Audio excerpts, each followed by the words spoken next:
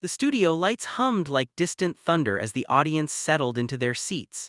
Everyone knew Judge Judy's courtroom had witnessed outrageous Karens, delusional scammers, petty thieves, and the occasional emotional meltdown. But what was about to unfold on this particular day felt heavier, darker, almost fated. The bailiff stepped forward, calling out with a crisp voice that sliced through the murmurs. Case of Turner versus Turner, parties please step forward. Two figures approached the bench, a middle-aged man with a stiff jaw and a daughter who looked like she had aged years from exhaustion alone. Her face was calm, but her eyes held a storm. Judge Judy looked up from her notes. Father and daughter, she muttered. Well, this should be interesting. The tension snapped through the room like an electric wire. One, a daughter already accused. The father, Gregory Turner, looked confident, almost smug. As he positioned himself behind the podium, he kept glancing at the audience, clearly prepared to perform rather than testify. He smoothed his tie, lifted his chin, and waited for permission to speak. Beside him, 22-year-old Emily Turner avoided eye contact. Her shoulders were slightly hunched as if bracing for another blow. Her fingers trembled, but not from fear, from restraint. Judge Judy studied both of them with a gaze sharp enough to carve stone. Mr. Turner, she began, you brought your daughter to court. I assume this is serious. Gregory nodded dramatically. Your Honor, my daughter owes me $8,240 she stole from me. The audience gasped. Judge Judy didn't flinch. Stole? Yes, he continued quickly. She took money from our joint account, my money. I trusted her and she betrayed me. Emily finally looked up, her voice soft but firm. Your Honor, that's not true. Gregory scoffed loudly. Judge Judy raised one hand. Stop, I will hear both of you. Then she fixed her eyes on Emily. Tell me your side. Emily inhaled deeply, as if gathering pieces of herself. I didn't steal anything. That account was created for my college expenses. He told me to use it for books, rent, emergencies, but when I did, he changed the story. Gregory burst out laughing, the kind of laugh meant to humiliate, not express humor. She's lying, he exclaimed. She blew the money on luxuries, clothes, fancy dinners, parties. She's embarrassed, so now she's blaming me for her own lack of responsibility. The accusation hung in the courtroom air like smoke. Judge Judy narrowed her eyes. Mr. Turner, do you normally speak over people, or is this a special occasion? The audience chuckled lightly. Gregory stiffened. Emily lowered her gaze again. Do the receipts of truth. Judge Judy tapped her pen. Mr. Turner, do you have proof your daughter misused the money? Gregory grinned. Yes, I brought statements. He handed a stack of papers to the bailiff. Emily didn't even look at them, she already knew what was in them. Judge Judy flipped through. There were charges for groceries, textbooks, utility bills, rent, medical copays, nothing outrageous. But then her eyes caught something. A transfer labeled, emergency tuition hold release. A deposit for medical specialist consultation. A payment to campus housing fines. She looked up sharply. Mr. Turner, these look like necessary expenses. Gregory waved a hand dismissively. She's trying to make them look necessary, but she chose an expensive campus, expensive classes. Emily interrupted for the first time, surprising even herself. He picked the university, Your Honor. Gregory turned red. I picked it because it was the best. She wasn't grateful, she wasted the opportunity, she dropped classes, Judge Judy slammed her hand lightly on the bench. Enough. Silence froze the room. Mr. Turner, she said slowly, I am not seeing evidence of theft. I am seeing a parent funding education and a child using the funds accordingly. So tell me, where is the theft? Gregory clenched his jaw. The theft, Your Honor, is that she betrayed me. This time Judge Judy actually set her pen down. Betrayal, she repeated, is not a legal term in this courtroom. Emily's eyes flickered with something, a fragile, barely visible relief. 3. The humiliation attempt. But Gregory wasn't finished. He leaned forward, speaking louder so the entire courtroom could hear. Your Honor, she didn't just use the money, she disrespected me, she disobeyed me, she cut me out of her life. I raised her alone, and this is how she repays me, by accusing me of manipulation, by refusing to follow my rules. Judge Judy raised a brow. Mr. Turner, did you bring this case to get your money back or to shame your daughter on television? Gregory hesitated. Emily blinked, stunned, as if someone finally said the part she'd been too afraid to voice. He swallowed. Both. The audience gasped loudly. Judge Judy leaned back, her voice razor-sharp. Then you filed the wrong case. This is small claims court, not therapy, not punishment, and definitely not a stage for emotional blackmail. Gregory's face turned a deeper shade. But Emily wasn't smirking, she looked wounded even now. The real story begins to break through. Judge Judy folded her hands. I want the truth, not the theatrics. Miss Turner, why did your father create this account? Emily took a slow breath. He said it was a college support account, but later he started using it to control me. Judge Judy nodded. How? Emily's voice cracked. He'd demand to know where every dollar went. If I bought anything he didn't approve of, even groceries he thought were too expensive, he'd threaten to cut me off. He told me I wasn't mature enough to handle money, that I was wasteful, that I didn't deserve independence. Gregory threw up his hands. I was parenting her. Judge Judy didn't look at him. And the withdrawals totaling over $8,000. Emily spoke softly. Rent, textbooks, and a medical appointment when I fainted from stress. Judge Judy's brows rose. Your father didn't mention a medical emergency. Emily shook her head. He said I should toughen up and stop acting dramatic. A murmur rippled through the room. Gregory looked annoyed, not guilty. She's exaggerating, young people faint all the time. Judge Judy shot him a glare that could have frozen fire. Do not speak. 5. Judge Judy starts seeing the pattern. Judy leaned forward, focusing entirely on Gregory. Mr. Turner, I see no evidence your daughter misused any funds. What I do see is a parent attempting to control an adult child by weaponizing finances. Gregory looked horrified, as if someone had flipped his intended narrative upside down. Weaponize, Your Honor, I was trying to teach her responsibility. Emily whispered almost too quietly. It wasn't responsibility, it was punishment. Judge Judy turned to her gently. Miss Turner, did you feel afraid of him? Tears welled up in Emily's eyes, but she refused to let them fall. Not physically, just afraid of disappointing him, afraid of losing everything he gave me. It was a type of fear Judge Judy recognized instantly, one forged not through violence, but through emotional strings pulled tight enough to choke. She nodded slowly. 6. The twist no one saw coming. Judge Judy reached for another document. Miss Turner, you submitted something into evidence, a voicemail. Emily nodded, yes, from the night before I fainted. Gregory's confident expression cracked for the first time. The bailiff played the audio. A chilling voice boomed through the courtroom speakers, Gregory's voice. If you don't drop that class and transfer to where I want, I'm freezing the account. If you want my support, you'll do what I say. I didn't raise a disobedient brat, don't test me. The room erupted in shocked whispers. Emily looked at the ground. Judge Judy turned slowly toward Gregory. Her voice dropped to a cold, quiet tone that made the air heavy. Mr. Turner, that message was not guidance, that was intimidation. Gregory's entire composure crumbled. I didn't mean it like that. You meant every word, Judge Judy snapped.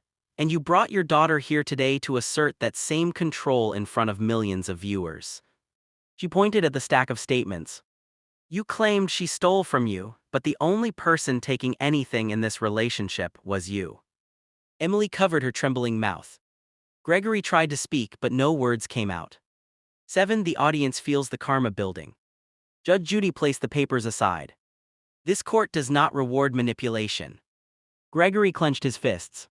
So what now? She gets away with everything. Judge Judy's tone sharpened. What she gets is her dignity back. She turned to Emily. Miss Turner, you owe him nothing. Silence. Then, case dismissed. The audience exploded in applause. Emily's breath hitched, a sound halfway between a sob and relief. But Judge Judy wasn't finished. She pointed a firm finger at Gregory. And you should reflect on the consequences of using love as leverage, because children eventually grow up, and when they do, fear stops working. The eerie tone of karma hung in the air like a final verdict delivered by fate itself. Gregory stood frozen, powerless for the first time in his life. The gavel hadn't even cooled before Gregory Turner's face flushed a dangerous red. Emily didn't move. She stood still, clutching her folder as if afraid the moment would vanish. The bailiff motioned for them to leave, but Judge Judy lifted one finger, a gesture that froze everyone. Actually, both of you stay. The audience buzzed. Gregory blinked in confusion. Your Honor, the case is dismissed. Why? Because, she said sharply, there's something else here, something you haven't told me. Emily stiffened. Gregory swallowed. Judge Judy picked up one more paper Emily had quietly submitted, a letter. The envelope was thin, wrinkled, with a shaky signature. She held it up. This from your mother. The room fell silent. Emily nodded slowly. She wrote it before she left. Gregory's jaw tightened. Judy examined him like he was a puzzle missing pieces. Mr. Turner, you didn't mention you were divorced. His voice was clipped. I'm not divorced, she abandoned us. Emily whispered almost inaudibly. That's not what happened. Judge Judy opened the letter. Gregory lunged forward. Don't read that. Sit down. The command cracked through the air. The room held its breath as she unfolded the letter. 9. The letter that exposed everything. The handwriting was fragile, uneven, like someone writing while scared or sick. Judge Judy began reading aloud. Emily, if you're reading this, it means your father has twisted this story enough times that he finally believes his own version. Gregory paled. I never left you, he took you away from me. Every time I tried to see you, he told me you didn't want me. He told me he'd call the police if I came near. The audience gasped. Gregory's mouth hung open like he'd forgotten how to breathe. Emily stared at him, betrayal painted across her face. Judge Judy continued. I kept every message I sent him, he never showed them to you. I loved you every day, I still do. I hope one day the truth finds you. The letter ended in a tear-stained signature. Judge Judy folded it slowly, precisely, the way someone handles something sacred. Then she turned to Gregory. Mr. Turner, did you keep your daughter from her mother? His voice cracked. I was protecting her. From what? He didn't answer. Emily spoke instead. He used to tell me she ran away, that she didn't want me, that she chose a new family. Judge Judy's voice lowered into deadly softness. And you believed him? Emily nodded, tears finally slipped down her cheeks. Judy turned back to Gregory. You lied to your daughter for years. His defense was barely a whisper. I did what I thought was right. No. The room jumped. You did what made you feel in control, you tore a mother and child apart, and then you brought your daughter here today to humiliate her again. Every word cut him like a blade. 10. Emily finally speaks. For the first time in the entire hearing, Emily didn't shrink. She raised her head, voice trembling but steady. Why, Dad? He didn't look at her. Why did you tell me she left? Why did you tell me she didn't love me? He exhaled shakily, like the truth had been caged for years.